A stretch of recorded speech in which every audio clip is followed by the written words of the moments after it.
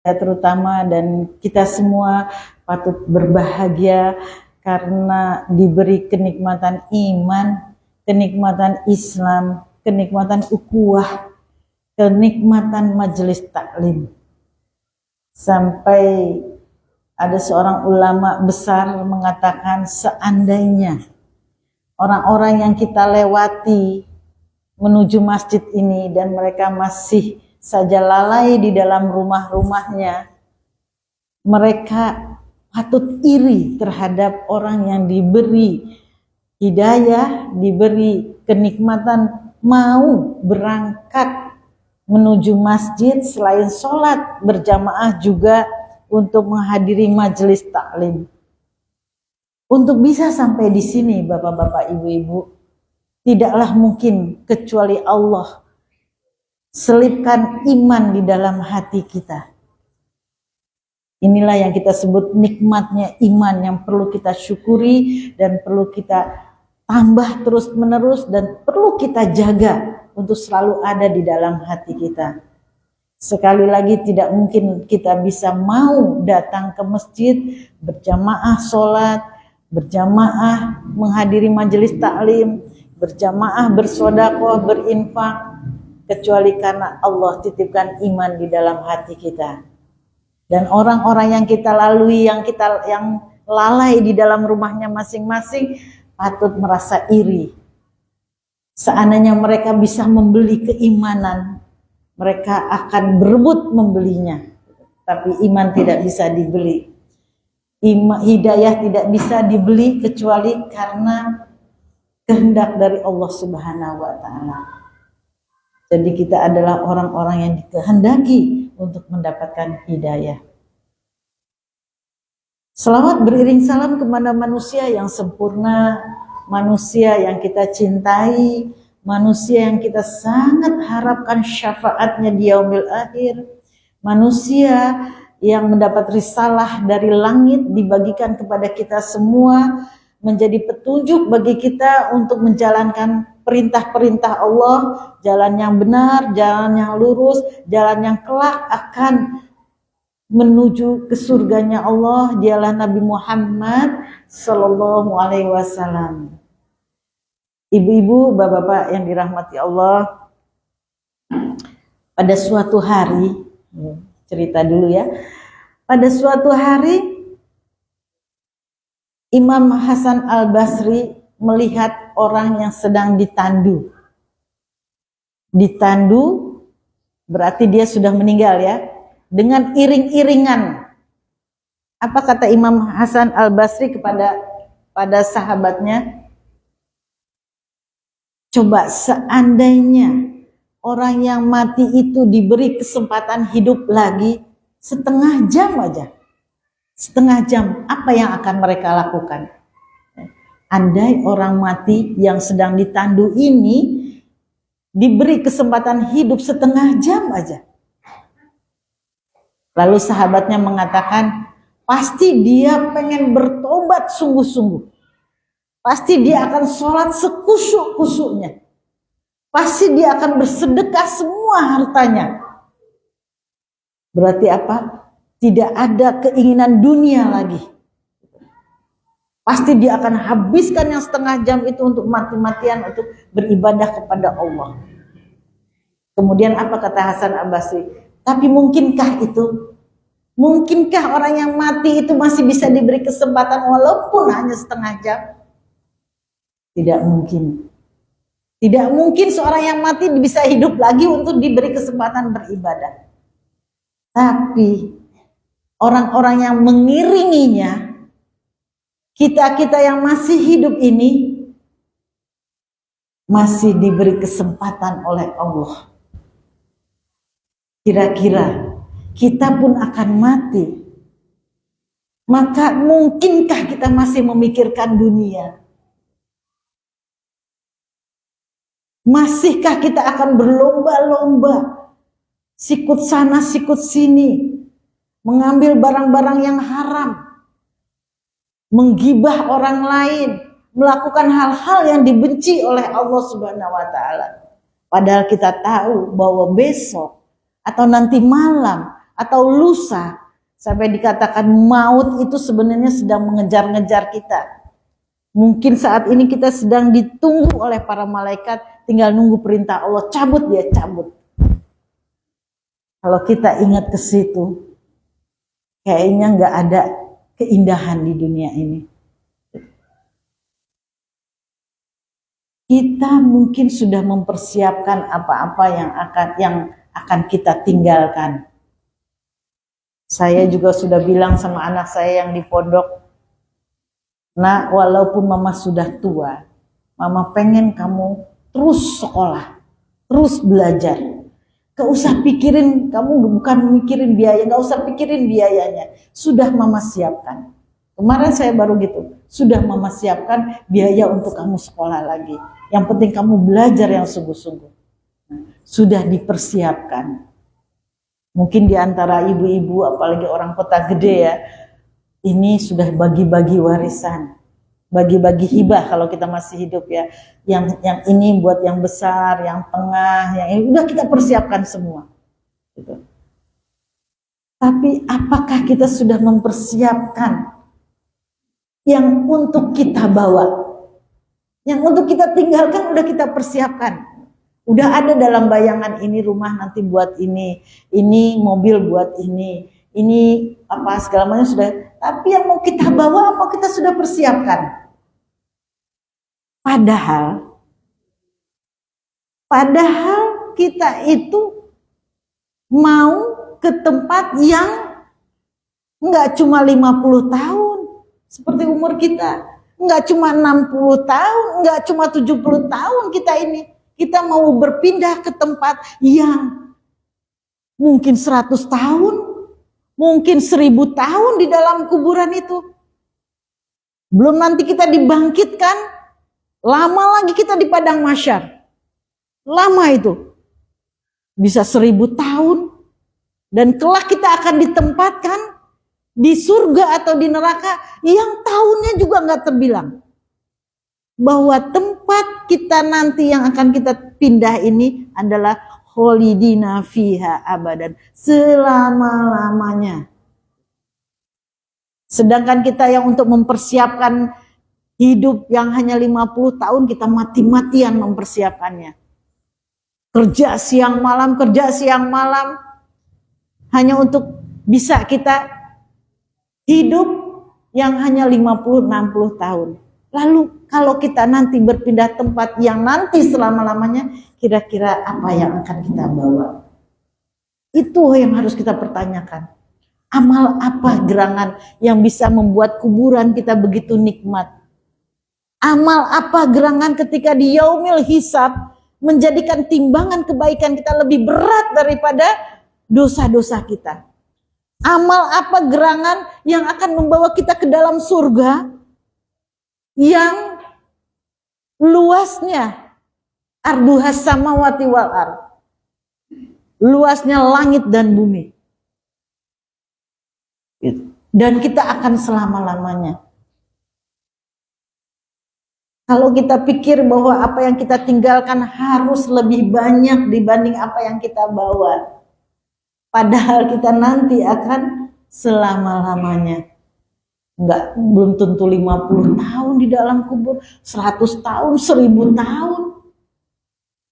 Nabi Adam itu udah berapa tahun di alam kubur tuh? Berapa ribu tahun? Maka tadi kalau kita ingat tentang kematian, bahwa kita berpindah alam, maka kita sudah tidak bernafsu lagi dengan apa yang namanya dunia. Tadi pagi saya ngobrol sama teman sahabat saya. Setahun lalu ya, dia mengkabari saya, anak-anaknya 3 udah bujang dan gadis di atas 30 tahun. Kalau kita punya anak umur di atas 30 tahun, apa yang kita pikirkan, apa yang kita risaukan? Jodohnya, betul? Pasti kita pikirin jodohnya kalau belum nikah. Nah, tahun lalu dia bilang, alhamdulillah doaku terkabul noh. Bener loh, kamu bilang sabar, besok nek anakmu nikah pasti giliran cepet gitu. Langsung terus menerus 3 langsung iso-iso barengan. Jadi sabar, kamu berdoa aja ketika dia mengadukan bahwa anaknya belum punya jodoh. Dan setahun kemarin apa dia bilang, bener ya apa yang kamu omongin. Aku harus berdoa, benar-benar ternyata Allah kabulkan doanya. Anakku 3 dapat jodoh, kata dia. Yang satu bagus-bagus lagi jodoh. Yang satu lulusan Turki, hafiz Quran.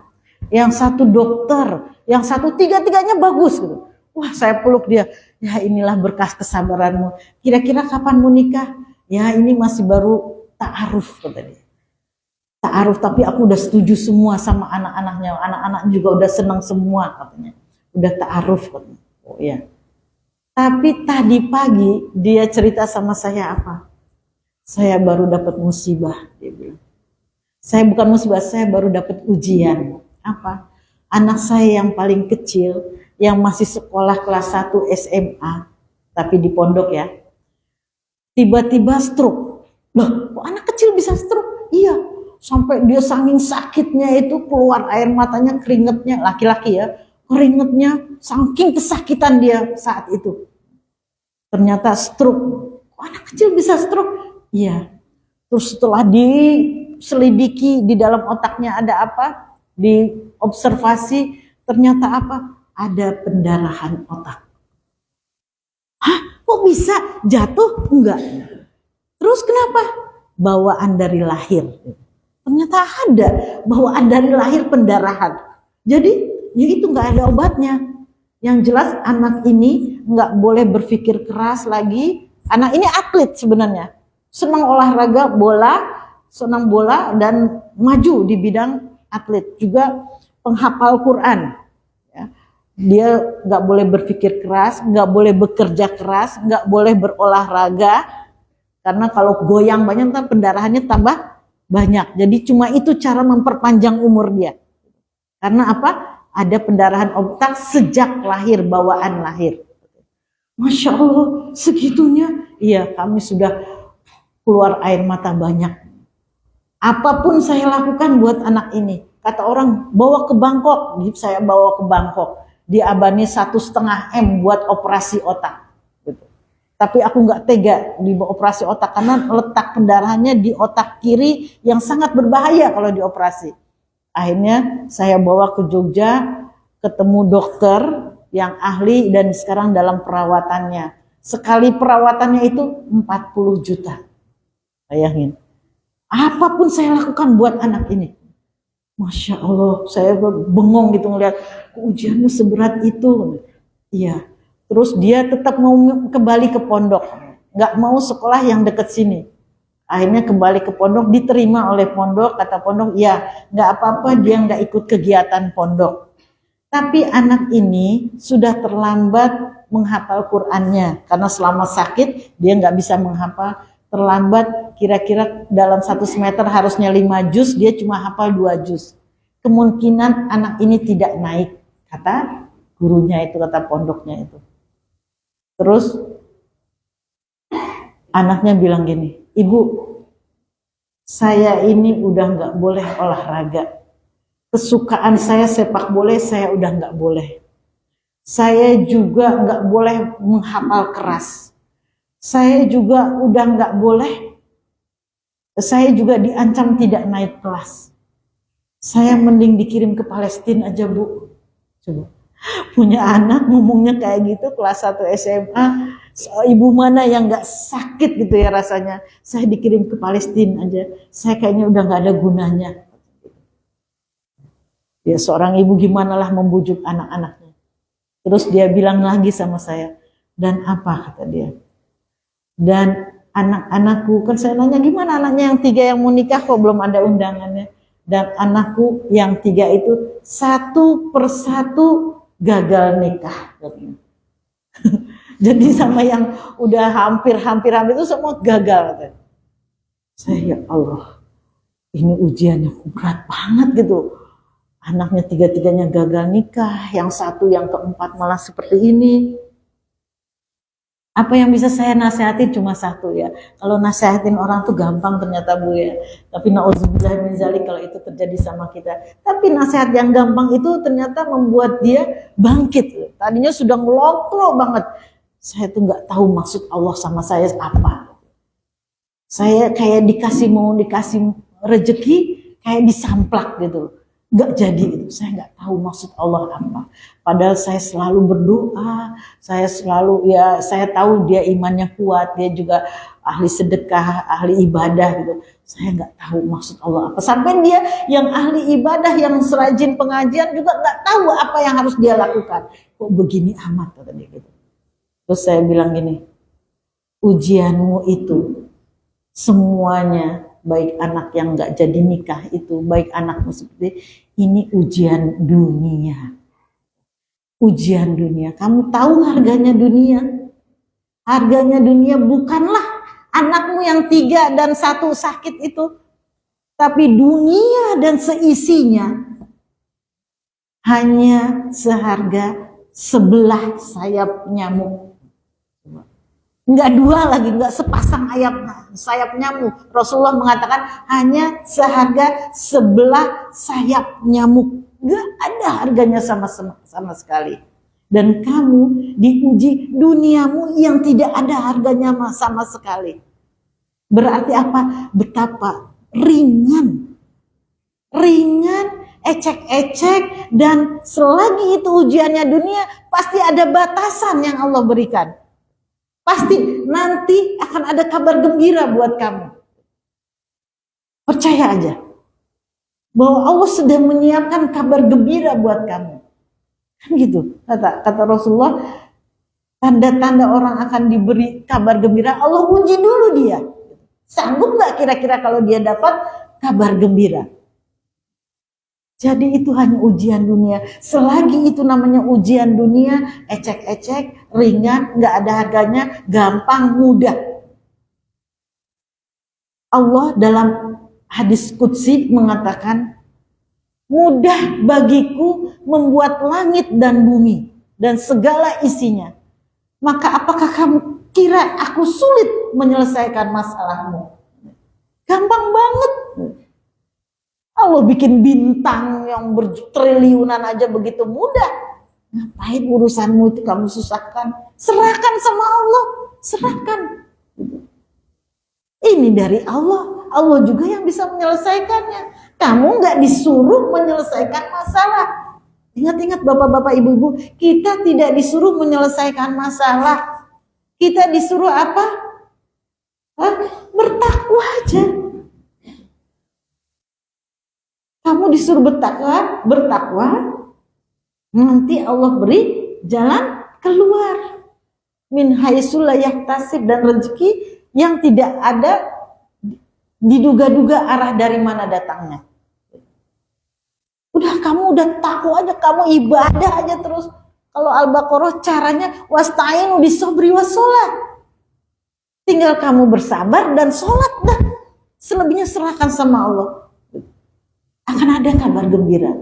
Oh, gitu ya. Allah tuh tidak pernah la tuflihul mi'ad, gak akan mengingkari janjinya. Nah ini, jadi kita harus banyak-banyak bersyukur kepada Allah Subhanahu wa taala. Ternyata apapun masalahnya, kalau selagi itu dunia, ternyata ecek-ecek.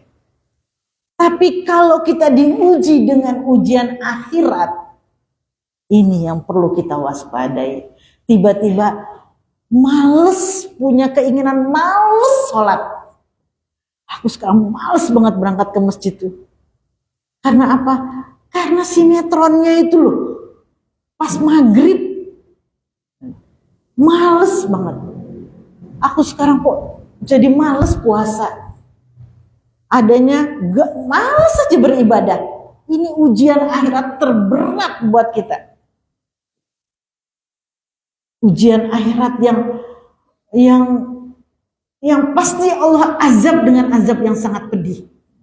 Yang kita sampai nanti itu di neraka itu, ya Allah, mata nasrullah, kapan pertolongan Allah, sampai kayak gitu. Ini yang paling berat.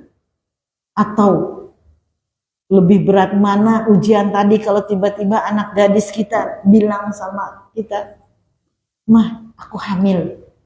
Gak tahu siapa yang menghamili aku, ganti-ganti. Kira-kira dunia runtuh gak? Atau kita lihat anak kita gak pulang-pulang, ternyata apa? Narkoba. Itu ujian akhirat gara-gara kita diazab oleh Allah, tidak nunggu di akhirat. Jadi selagi ujiannya dunia, Masya Allah, gak usah ada yang ditakutin. Pasti Allah akan ada penyelesaiannya. Sekarang bagaimana anak-anak di Palestina itu? Aduh, kalau lihat Palestina itu Masya Allah. Tapi apa coba? Seorang anak lagi jalan dikejar sama wartawan. Apa pendapatmu? Kita ini kan benar. Sedangkan orang-orang Yahudi itu orang-orang yang terlaknat, orang jahat, orang kafir, orang yang menentang Allah, orang yang paling bengis. Kita di pihak yang benar, tapi kenapa kita nggak menang? Kenapa mereka yang menang? Kenapa kita yang selalu kalah? Apa kata anak Yahudi, anak Palestina itu? Dia membunyikan sebuah ayat yang isinya katakan, mudah bagiku, kata Allah, untuk memberi kemenangan buat kamu tanpa kamu melawan. Mudah nggak? Mudah. Bagiku, kata Allah, memberi kemenangan kepada Palestina tanpa kamu berperang. Tapi Allah akan mengujimu untuk supaya aku balas dengan surga. Kira-kira adakah balasan yang lebih indah dibanding surga? Dibalas, sudah dijanjikan surga untuk mereka. Sehingga keimanan orang-orang Palestina itu karena ditimpa dengan ujian-ujian, itu keimanan yang sempurna, kesabaran yang sempurna. Dan kita pengen surga yang sama dengan mereka, padahal kita baru sedikit dapat ujian sudah mengeluh terus-menerus. Ya Allah, besok gimana aku bayar SPP? Wes kerja bentang panting, ento eming siti. Aku udah dungus semalam suntuk ternyata nggak dikabulkan, udah isinya mengeluh terus. Dan kita pengen surga seperti mereka yang tidak ada keluhannya sama sekali. Bahkan ada anak kecil loh, umurnya 8 tahun. Ketika akan dioperasi, ini viral banget ceritanya ya. Ketika akan dioperasi sama dokter, dia bilang, dokter, dari kemarin aku kesakitan luar biasa dokter. Tolong yang sekarang ini jangan aku dibikin sakit. Sampai dokternya kasihan, tambahin obat biusnya. Iya nak, mudah-mudahan kamu tidak akan sakit. Ya Allah, akhirnya apa? Dia dibius dengan bius yang lebih besar lagi supaya tidak merasakan sakit. Dan setelah siuman apa yang diucapkan oleh anak kecil tadi? Ya Allah, ampuni aku, ya Allah, astagfirullah, ampuni aku. Kenapa nak? Kenapa aku minta kepada manusia ya? Kenapa aku tidak minta kepada Allah? Dia takut berharap kepada manusia aja, dia sudah merasa dosa besar. Minta supaya dibiusnya lebih banyak supaya dia tidak merasakan sakit. Dia merasa sudah berdosa besar.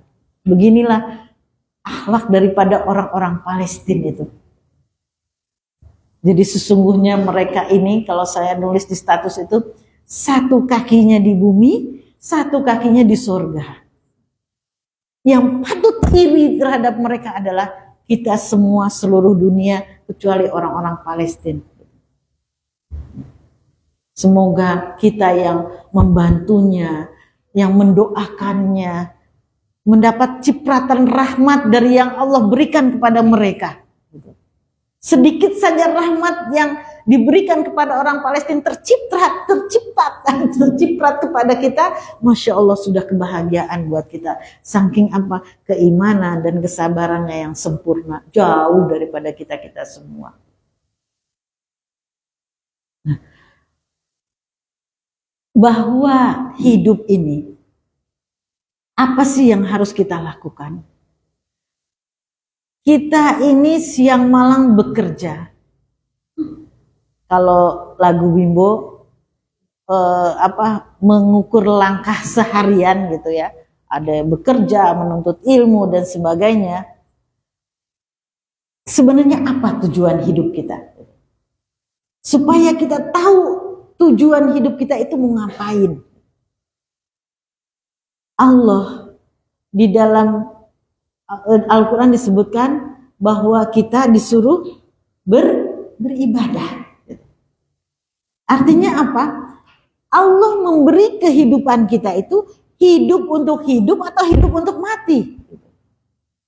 Kalau kita tahu bahwa kita hidup ini untuk mati, maka semua yang kita lakukan dalam kehidupan ini adalah untuk bekal kematian kita.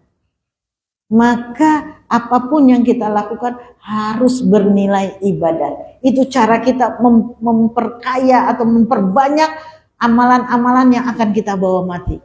Semua dari mulai bangun tidur sampai dengan tidur lagi adalah bekal kita untuk mati. Karena hidup adalah untuk ibadah.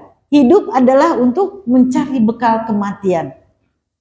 Bangun tidur sudah ada doanya. Semua sudah diajarkan oleh Rasulullah SAW. Artinya apa? Rasulullah mengajarkan kita tidak ada satu detik pun yang boleh kita abaikan. Jadikan per detik ini adalah untuk beribadah kepada Allah. Maka bersyukurlah kita yang duduk di sini bahwa apa yang kita lakukan adalah semata-mata karena ibadah kepada Allah. Dan apa yang kita lakukan secara rutin ini pada saat kita sakit akan tetap tercatat sebagai ahli pengajian. Jadi orang-orang yang sudah tidak mampu lagi mungkin ya sekarang yang sudah tua, udah nggak bisa ke masjid, tapi selama hidupnya rajin pengajian hari Selasa di Masjid Al-Huda ini, dia tetap akan tercatat sebagai amal setiap hari Selasa dia akan dicatat. Kamu kan selama setiap hari Selasa pengajian, maka di dalam catatan amalnya akan tetap tercatat mendapatkan amal pengajian hari Selasa walaupun dia sudah tidak ikut pengajian lagi. Inilah makanya bahwa hidup ini adalah untuk beribadah kepada Allah, untuk mengumpulkan bekal kematian. Kalau kita lalaikan, maka kita adalah orang-orang yang merugi. Wattaqullaha la'allakum tuflihun. Kita cuma disuruh beribadah kepada Allah, maka kita akan bahagia, maka kita akan menjadi orang-orang yang beruntung. Ma yuhfazul la yuhfazul liqauli raqib wa atib. Itu surat apa ya? Lupa saya. Intinya apa? Bahwa setiap saat kita ini ada temannya. Kita ini tidak pernah sendirian. Kita ini selalu didampingi oleh malaikat raqib dan atib. Apapun yang keluar dari lisan kita dicatat terus sama mereka itu, sama malaikat itu. Gak ada yang gak tercatat. Walaupun kita ngomongnya bisik-bisik, itu dicatat.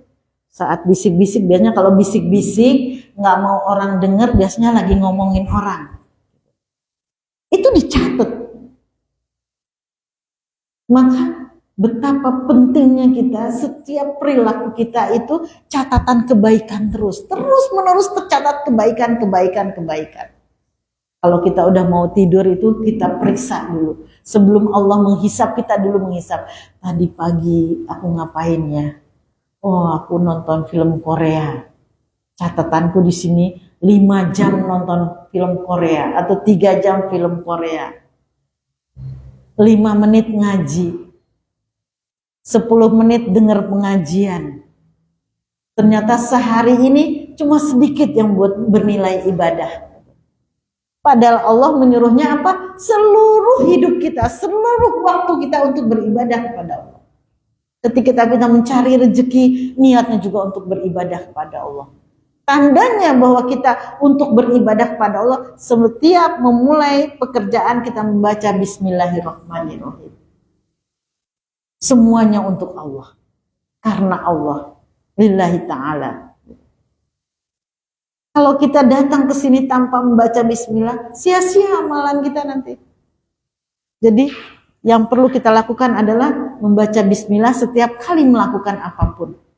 Maka orang yang keluar rumah dengan membaca bismillah itu udah dilindungi oleh malaikat. Di depan ada malaikat, di belakang ada malaikat, di kiri ada malaikat, di kanan ada malaikat, di atas ada malaikat.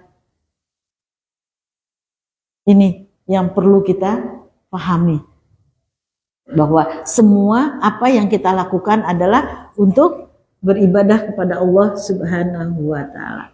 3 menit. Satu hadis yang barusan saya sangat menarik sekali, ya. Wattaqu yauma la tajri nafsun an nafsin syai'a. Dan jagalah perbuatanmu, ya, dirimu, tingkah lakumu, karena ada suatu hari yang tidak bisa menolong satu sama lainnya, yaitu nanti di hari hisab. Wala yuqbalu minha syafa'ah, dan tidak ada satupun manusia yang bisa saling memberi syafaat.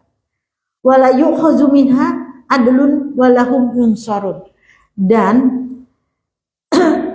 dan tidak ada satupun yang bisa menolong. Ini yang perlu kita takuti, bahwa nanti di hari kiamat nanti, di hari pembalasan nanti, walaupun amal kita banyak, anak kita sedikit, kita nggak bisa saling tolong menolong.